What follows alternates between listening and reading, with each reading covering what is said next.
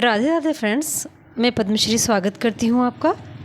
आज हम एक ब्लाउज कट करेंगे जो काफ़ी बड़े साइज़ का ये रहने वाला है और ये इसका ब्लाउज पीस है। ये सिंपल ब्लाउज में बना रही हूँ, ये अस्तर वाला नहीं है। रूबिया पीस पर हम इसकी कटिंग करेंगे। तो सबसे पहले हम इसको ओपन कर लेते हैं और ओपन करके यहाँ फ़ोल्ड लगाएंगे। फ़ोल्ड हमें कितना लगाना होता है, चेस्ट चौथाई में 2 इंच प्लस करके मैं यहाँ फ़ोल्ड लगाती हूँ। तो इसकी चेस्ट साइज़ जो है वो है 42 इंच। तो 42 का हमें चौथाई लेना है, यानी कि 10.5 इंच, और उसमें हमें 2 इंच प्लस करके लेना है, यानी कि 12.5 इंच पर इसको फोल्ड लगा के इसमें से ये कपड़ा हम अलग कर लेंगे और इस बचे हुए कपड़े में से हम स्लीव कट करेंगे। तो सबसे पहले अब हम जो है बैक पार्ट की कटिंग करते हैं और इसका पूरा मेजरमेंट जो है वो मैं आपको यहाँ लिख कर बताती हूँ कि ये कितनी साइज़ का ब्लाउज़ रहने वाला है। और नीचे से हमें कपड़े को एक जैसा करना है, क्योंकि इसमें जो ऊंचा नीचा पार्ट हो तो वो हम कट करके अलग कर लें। अब इसका मेजरमेंट जो है, तो सबसे पहले लंबाई इस ब्लाउज़ की जो रहने वाली है वो है 15.5 इंच और चेस्ट साइज़ 42 और वेस्ट साइज़ है इसका 37। इसके साथ ही स्लीव की लंबाई हमारी जो है इसमें 6 इंच की है और ढिलाई जो है वो 13 इंच की। तो ये सारा मेजरमेंट मैंने यहाँ लिख दिया है, उसी के अकॉर्डिंग हम जो है यहाँ कटिंग करेंगे। सबसे पहले लंबाई में 1 इंच प्लस करके हमें निशान लगाना है, आधा इंच मार्जिन। तो उस हिसाब से हमें 16.5 इंच पर इसमें मार्किंग करनी है। और गला साइज़ जो है इसमें 10.5 इंच का है। आर्म होल इसमें है 6.5 इंच की। साथ ही हम इसका शोल्डर लेंगे, तो शोल्डर इसका 5.5 इंच का है। आप चाहे तो 5.25 इंच भी ले सकते हैं। और चेस्ट में जो हम है सीने की चौथाई में 2 इंच प्लस करके लेंगे, यानी कि चौथा हिस्सा 10.5 है और 2 इंच यानी 12 इंच, 12.5 इंच। और कमर का मेज़रमेंट हम देख लेंगे। कमर की भी चौथाई में हमें 1 इंच डॉट का लेना है, बाकी हमारा मार्जिन रहने वाला है। तो इन सारे निशान को हम अच्छे से मिला लेंगे।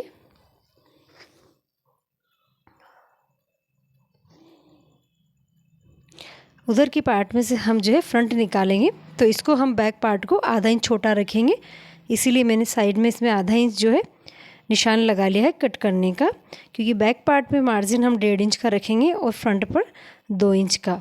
उससे क्या होगा कि फ्रंट पे हम जब टक्स लगाएंगे तो हमारा कपड़ा उधर हमें थोड़ा एक्स्ट्रा चाहिए, तो हम उधर 2 इंच का मार्जिन देंगे और बैक पार्ट पर 1.5 इंच का। अब हम जो है गले की चौड़ाई लेंगे, तो गले की चौड़ाई हमारी यहाँ पर है लगभग 3.25 इंच या 2.5 इंच आप ले सकते हैं। और नीचे से मैंने इसको 3 इंच पर मार्किंग किया है। इस निशान को हम अच्छे से मिला लेंगे और यहाँ हम इसको यू टर्न देंगे कुछ इस तरह से। और आप चाहें तो अगर थोड़ा फैला हुआ बनाना चाहते हैं तो इस निशान के बाहर बाहर आप इसको ड्रॉ कर लें, उससे आपका गले का हल्का सा फैलाव बढ़ जाएगा और पूरा ये राउंड शेप अच्छा सा निकल कर आएगा। साथ ही हम आर्म होल की गुलाई कर लेंगे 1 इंच की दूरी पर। अगर आप और डीप और फैला हुआ गला चाहते हैं तो 1 इंच से अंदर अंदर ही लें, लेकिन मैं यहाँ 1 इंच पर इसको शेप बना रही हूँ। तो ये हमारे बैक पार्ट की जो है ड्राइंग हो चुकी है। अब हम इसको कट कर लेंगे।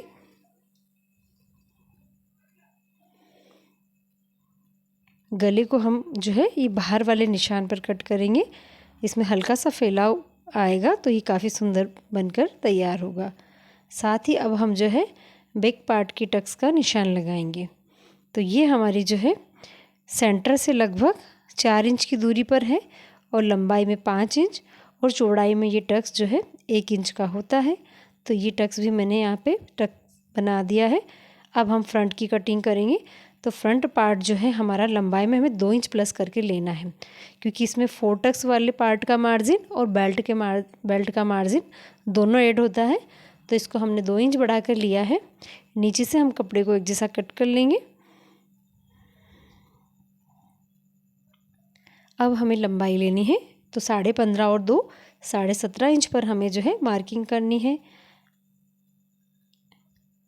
अब हम जो है सेम निशान जो हमने आगे की तरफ लगाए थे आर्म होल की और गले की, गला हमारा इसमें छोटा होता है, मैं यहाँ पे 6 इंच का ले रही हूँ। आप आपके अकॉर्डिंग बड़ा या छोटा कर सकते हैं। आर्म होल 6.5 इंच के है। शोल्डर सेम जो हमने बैक पार्ट पर रखे थे और आगे ये जो मार्जिन है हमारी चेस्ट साइज़ में 2 इंच प्लस करके ये हमने ले ली है। सारे निशान को हम एक जैसा मिला लेंगे और गले की चौड़ाई अब आगे से हम सेम वही लेंगे, 3.25 इंच पे और नीचे से 3 इंच पर इस तरह से ड्रॉ करेंगे और गोलाई देंगे।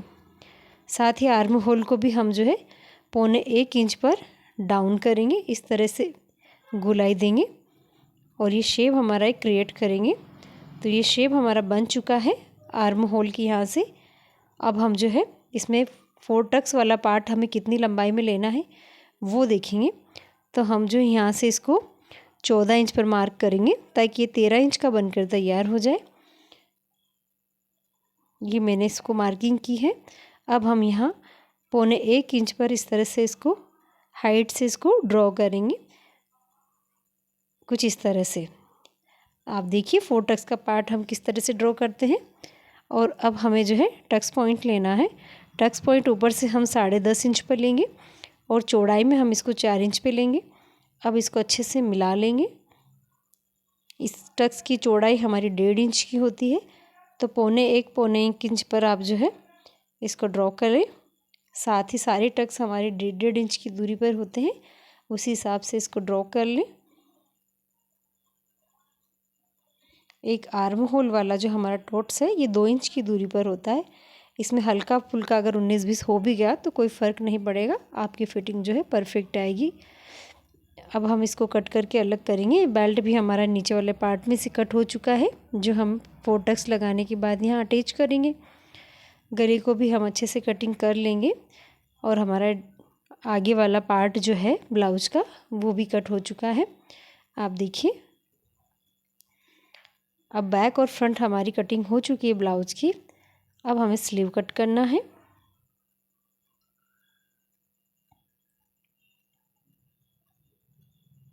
हम जो यहाँ 4 टक्स है वहाँ कट डाल देंगे ताकि हम जो है दोनों पार्ट पर इसको आसानी से इसको लगा सके टक्स को।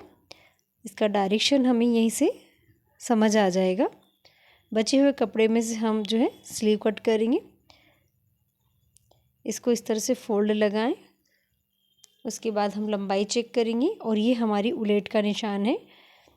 6 इंच पर हमने मार्किंग की है, आधा इंच मार्जिन लेते हुए, और यहाँ से हमें इसको जो है 3 इंच का डीप देना है और एक स्लीव वाली हमें शेप क्रिएट करनी है 3 इंच का। इसमें आप चाहे तो 2.5 इंच का दें, मैं 3 इंच का इसमें डीप दे रही हूँ और इस तरह से इसको ड्रॉ कर लेंगे। हमें ये चौड़ाई जो है चेस्ट साइज़ में 1 इंच प्लस करके लेनी होती है, तो आप जो है उसी के अकॉर्डिंग ले, जो आपका चेस्ट साइज़ है उसमें 1 इंच प्लस करके ले। मुझे इसमें हल्का सा जो है जॉइंट करने की ज़रूरत है, लेकिन मैं इसमें जॉइंट नहीं करूँगी। मैं इसमें सिलाई मार्जिन थोड़ा कम लूँगी स्लीव में, क्योंकि ये जो है 1 इंच का ही मैं इसमें मार्जिन लूँगी और ब्लाउज में मेरा जो है 1.5 इंच का मार्जिन है, तो उसमें मैं एडजस्ट करूँगी जब मैं इसकी स्टिचिंग करूँगी। आपके पास अगर कपड़ा एक्स्ट्रा है तो आप चेस्ट चौथाई में 1 इंच प्लस करके लें, तो आपको कहीं कोई दिक्कत नहीं आएगी। अब हमारी स्लीव कट हो चुकी है। फिटिंग का इसमें निशान लगा लेंगे कुछ इस तरह से। आगे से हम इसको शेप देंगे। आगे वाले पार्ट पर हम जहाँ से शुरू करते हैं वो इसका हम इस तरह से शेप देते हैं, इसको हमें आगे की तरफ रखना होता है। तो ब्लाउज हमारा कटिंग हो चुका है। अब हम इसकी स्टिचिंग करेंगे।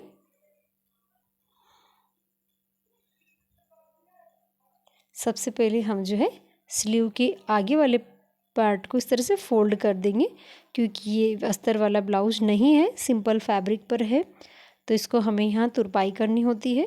तो मैंने इसको जो है जितना मार्जिन रखा था उसको उलेट कर लिया है। दोनों स्लीव इस तरह से उलेट करके हमें रख देनी है। उसके बाद हम नेक्स्ट प्रोसेस करेंगे। तो अगला हमारा जो बेल्ट रहने वाला है, बेल्ट के नीचे हमें पट्टी अटैच करनी है। तो इसको हम जो है नीचे पट्टी अटैच करेंगे, अलग से तुरपाई पट्टी। ये मैंने 2 पट्टियाँ कट कर ली हैं, इसको सेंटर में से मैं कट कर लूँगी और यहाँ हम जो है इसमें पट्टी स्टिच कर देंगे।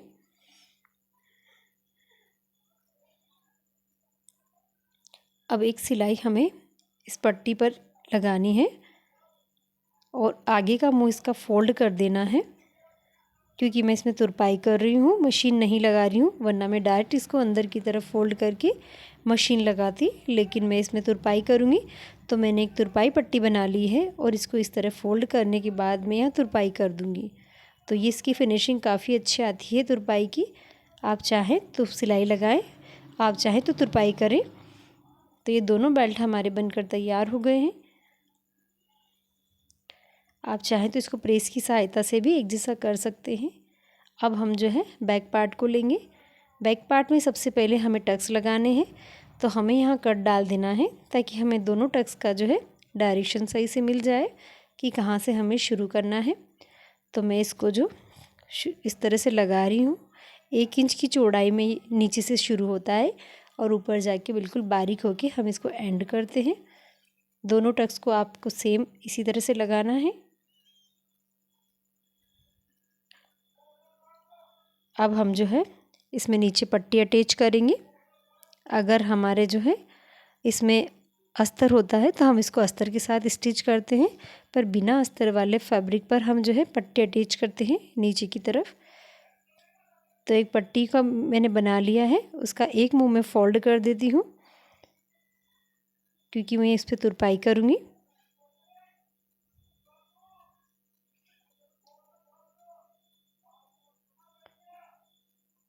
अब हमें इस पर स्टिच लगा देनी है।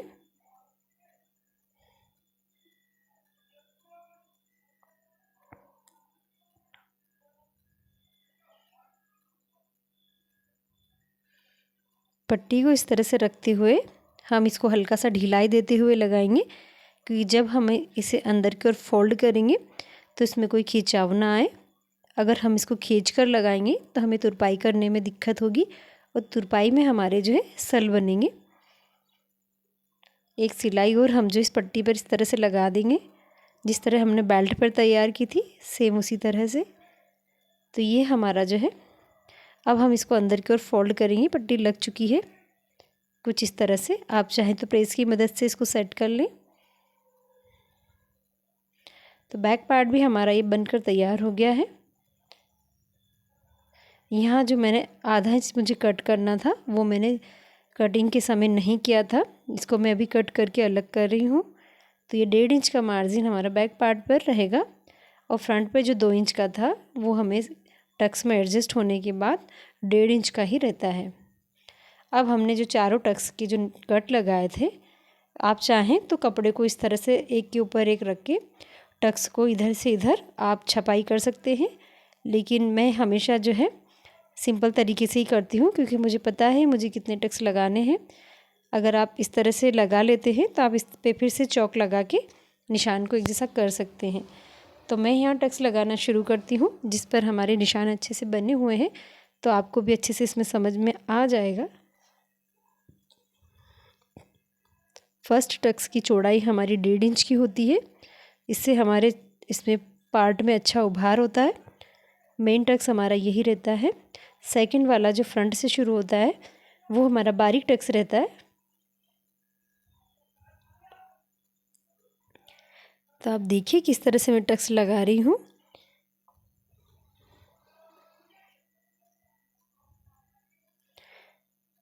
तीन टक्स हमारे बन चुके हैं। चौथा टक्स हमारा जो है 1 इंच की चौड़ाई का होता है, जो आर्म होल के यहाँ से शुरू होता है।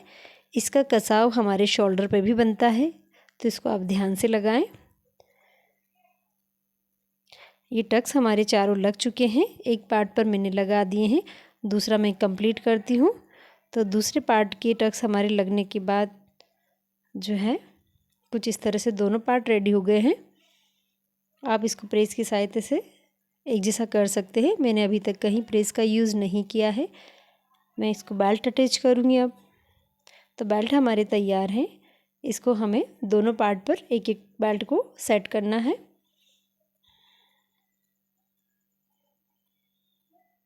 बेल्ट को अच्छे से आप जो है सेट करते हुए स्टिच लगाएं। एक जैसा हमें आधा इंच का मार्जिन लेते हुए ही इसको सिलाई लगानी है। ज़्यादा हमें अंदर की ओर इसमें सिलाई नहीं लगानी है, वरना हमारे बेल्ट की चौड़ाई जो है कम हो जाती है। तो बेल्ट मैंने अटैच कर दिए हैं और ये हमारे दोनों पार्ट बनकर रेडी हैं। इसमें अब मैं हुक आई की पट्टी अटैच करूँगी। तो हुकाई की पट्टी के लिए हमें क्या करना होगा,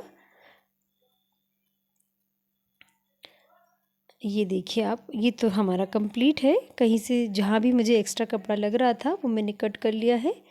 दोनों साइड में हम ऐसे ही करेंगे। दोनों पार्ट हमारे फिनिशिंग से बनके तैयार है और कहीं से ऊपर नीचे नहीं है।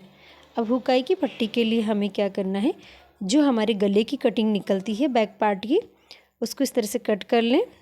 एक जैसा उसको करने के बाद हमें जो है यहाँ से उसे कट करना है फोल्डिंग हिस्से में से। तो एक में इसमें उलेटा हुआ हिस्सा रह जाता है जो हमारी आई पट्टी बनेगी, और एक जो है इसका हम एक मुँह फोल्ड करके इसकी हुक पट्टी तैयार करेंगे। कुछ इस तरह से हमारी जो है हुकाई की पट्टी रेडी हो चुकी है। अब हमें जो है सबसे पहले आई पट्टी लगानी है। तो ये वाली हमारी तुरपाई पट्टी को हम फोल्ड कर लेंगे और इसको हम इस तरह से फोल्ड करके लगाएंगे। यहाँ हमें अच्छे से सिलाई लगाना है। अब हम इसको ऊपर की ओर फोल्ड करेंगे। ये आप देखिए, इसको ऊपर की ओर हम फोल्ड करेंगे और ये हमारी आई पट्टी बन जाएगी। आप चाहें तो जब फोल्ड करें तब आप इसमें स्टिचिंग वाली आई भी बना सकते हैं, जो हम यहाँ पे गैप छोड़ के बनाते हैं, ट्रायंगल या बॉक्स जो भी आप शेप दी वो आई हम यहाँ पर बना सकते हैं। उसका भी मैंने शॉर्ट अपलोड किया हुआ है, आप वहाँ जाके विज़िट करें तो आप अच्छे से समझ पाएंगे। तो ये आई पट्टी हमारी लगकर तैयार हो गई है। अब हम हुक पट्टी तैयार करेंगे।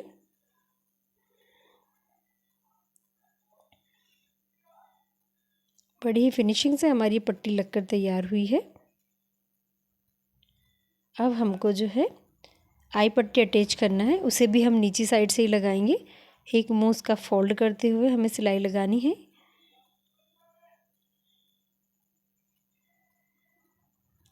अब एक सिलाई हमें पट्टी पर लगानी होगी ताकि आसानी से जो है अंदर की ओर फोल्ड हो सके। ये आप देखिए, एक्स्ट्रा धागे आप हैंड टू हैंड कट कर ले, उससे आपके ब्लाउज में अच्छी फिनिशिंग बनी रहेगी। अब हम इसे अंदर की ओर फोल्ड करके तुरपाई कर लेंगे। आप चाहें तो यहाँ मशीन भी लगा सकते हैं, लेकिन मैं यहाँ तुरपाई करूँगी। अब इसको एक के ऊपर एक रख के आप चेक कर लें, कोई बड़ा छोटा पार्ट हो तो उसे कट करके अलग कर लें। तो मेरा जो है हुक वाला पार्ट हल्का सा बढ़ा हुआ है, तो मैं उसे इस तरह से कट कर लूँगी। अब ये दोनों बराबर हो चुके हैं, ये आप देखिए। अब अगर आपका इधर वाला पार्ट बड़ा हो तो उसे भी आप कट कर लें, लेकिन मेरे दोनों पार्ट इसमें बराबर हैं। दोनों को मैंने अच्छे से फिनिशिंग दे दी है। अब हम इसको जॉइंट करेंगे बैक पार्ट पर। तो बैक पार्ट को हमें इस तरह से सीधा रखना है और फ्रंट पार्ट को हमें उल्टी साइड रखना है और शोल्डर में हमें अटैच करने हैं। शोल्डर पे हल्का सा हमें डाउन लेते हुए स्टिचिंग लगानी है।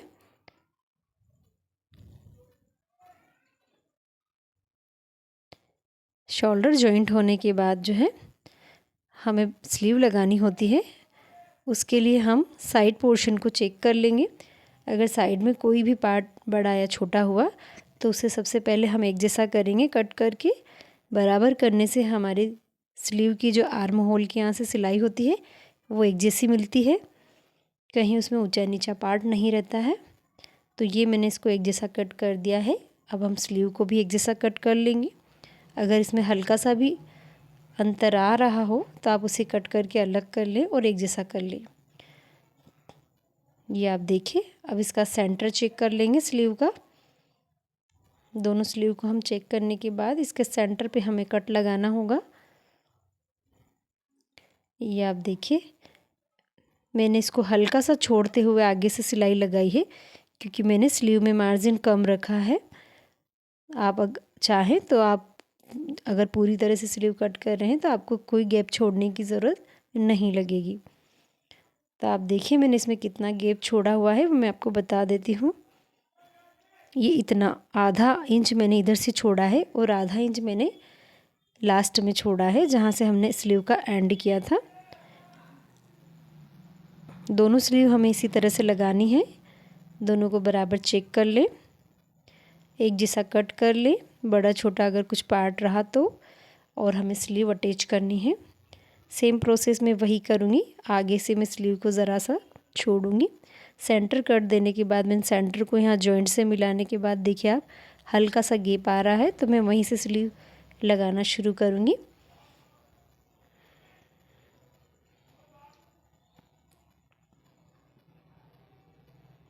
स्लीव को जब हम स्टिच करें तब उसमें ज़्यादा खींचे ना, वरना हमारे इसमें सल बनने की परेशानी हो सकती है।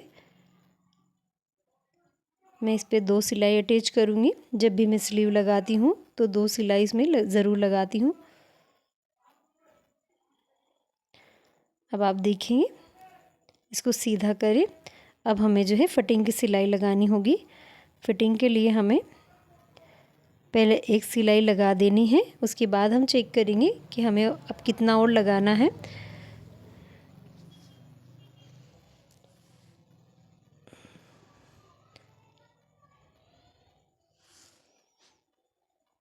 एक्स्ट्रा धागे और हल्का सा मैंने एक्स्ट्रा कपड़ा जो था वो काट करने के बाद आप देख सकते हैं यहाँ आधा इंच का गैप आया हुआ है।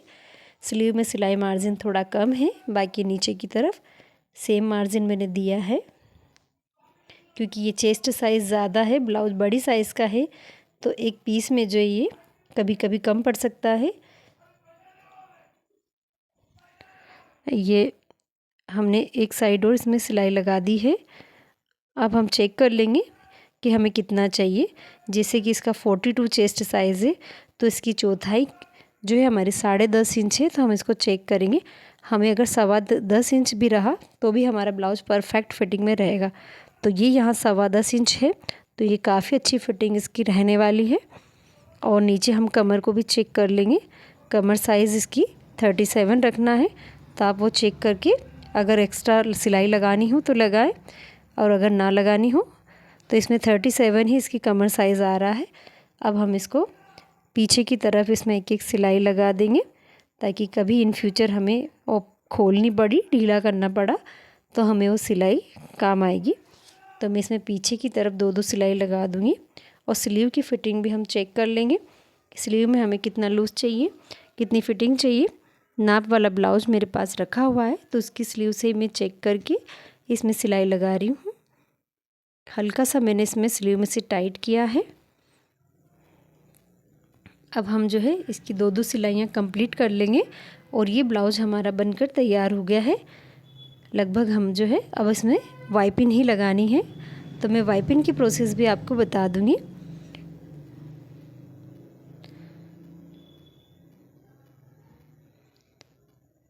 ये ब्लाउज हमारा जो है बन चुका है। हम इसे सीधा करेंगे फिटिंग लगाने के बाद। अगर आपको ये वीडियो पसंद आ रहा हो तो प्लीज़ मेरे चैनल को लाइक करें, शेयर करें, सब्सक्राइब करें।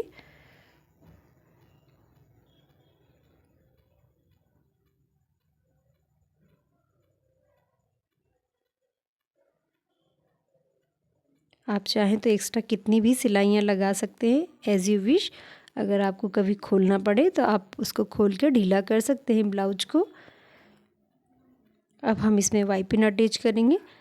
वाइपिन के लिए हमें तिरछा कपड़े की ज़रूरत पड़ती है, तो हम उसमें से बचे हुए कपड़े में से तिरछी कटिंग करके वाइपिन पट्टी अलग करेंगे।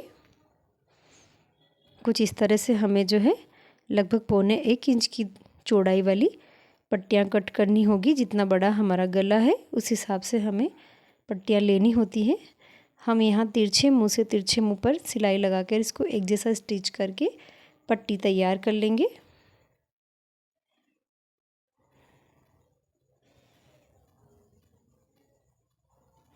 ये पट्टी हमारी तैयार हो गई है। अब हम जो है गले पर इसको सेट करेंगे। ये आप देखिए पूरे पट्टी हमने बनाकर तैयार कर ली है। ब्लाउज को हम ओपन करेंगे और यहाँ से हम इसको ऊपर की तरफ पाइपिंग वाले कपड़े को रखेंगे। आगे का मुंह हमें इसे फोल्ड करना है और हल्के से खिंचाव के साथ हमें इसको सिलाई लगानी है। हल्की खिंचाव के साथ हमें इसको सिलाई लगाते हुए आगे चलाते रहना है। और जहाँ हमारा गला राउंड शेप में है, हाथ को हमें उसी डायरेक्शन में चलाना है। अगर हमने ज़्यादा खिंचाव किया तो गले की शेप हमारी बिगड़ सकती है। तो ये वाइपिन हमारी जो है लग गई है। अब हम इसको फोल्ड करेंगे। हमें पहले एक बार फोल्ड करना होता है। सबसे पहले हम जहाँ गोलाई है वहाँ कट भी डाल लेंगे। उससे क्या है कि हमारी वाइपिन अच्छी लगकर तैयार होगी।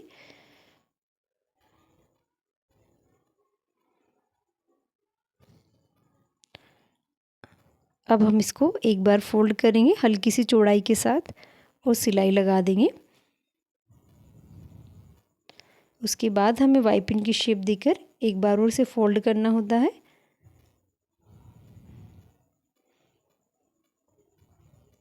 ये लगभग आधे इंच जितना है उसको हम एक बार और फोल्ड कर देंगे तो हमारी बारीक वाइपिन इसमें बनकर तैयार हो जाती है। नीचे की तरफ अब हमारा जो एक्स्ट्रा कपड़ा है उसे हम कट करके अलग कर लेंगे ताकि वाइपिन में से कभी कोई कपड़ा बाहर की ओर ना निकले और वाइपिन हमारी एक जैसी लगकर तैयार हो। अगर आप इस प्रोसेस से अगर वाइपिन लगाएंगे तो आपकी कभी भी वाइपिन में से कोई कपड़ा बाहर नहीं निकलेगा और पाइपिंग आपकी हमेशा एक जैसी रहेगी। अब मैं इसका बारीक फोल्ड लगाते हुए इसको कंप्लीट करूँगी। जितनी भी आपको बारीक वाइपिन लगानी है आप उस हिसाब से फोल्ड लगा लें और स्टिच लगा लें।